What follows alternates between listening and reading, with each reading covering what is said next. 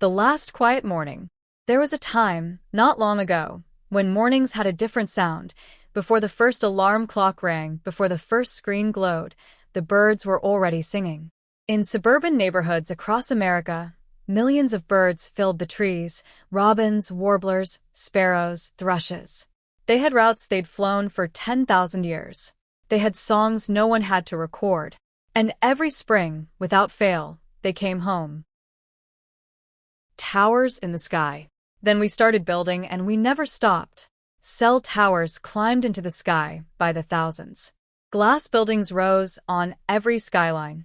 And as night fell, our cities stopped going dark. They glowed. Blue. White. Constant. We called it progress. The birds called it something else.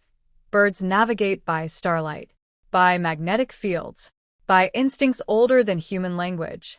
But artificial lights shatter that compass. Electromagnetic noise from our towers scrambles signals birds have trusted for millennia.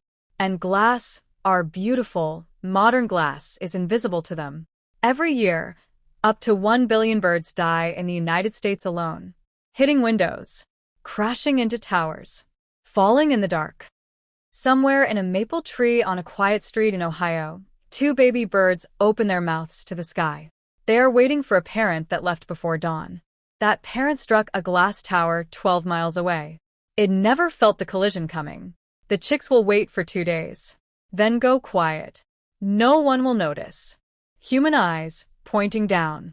Meanwhile, we scrolled. We shared videos of nature. We liked photos of birds. We streamed documentaries about the wild world while, outside our windows, that wild world quietly shrank. 3 billion birds have vanished from North America since 1970. 3 billion. That's not a prediction. That's not a warning. That already happened. And most of us never looked up long enough to notice. Where did they all go? Mom, she says, not looking away from the empty branches. Where did all the birds go? Her mother glances up from her screen, looks outside, pauses. I don't know, honey. Then looks back down. Children notice things. They notice when the mornings get quieter, when the backyard stops moving, when spring comes and the trees are full of leaves, but empty of song. We taught them to love nature through screens, but we forgot to protect it in person. What the data says. This isn't a fairy tale. The numbers are real. Up to 1 billion birds die each year in the U.S. from window strikes. Millions more are disoriented by city lights during migration, circling towers until they collapse from exhaustion. Electromagnetic interference from cell towers disrupts the internal compass birds use to navigate across continents, a system evolution spent millions of years perfecting.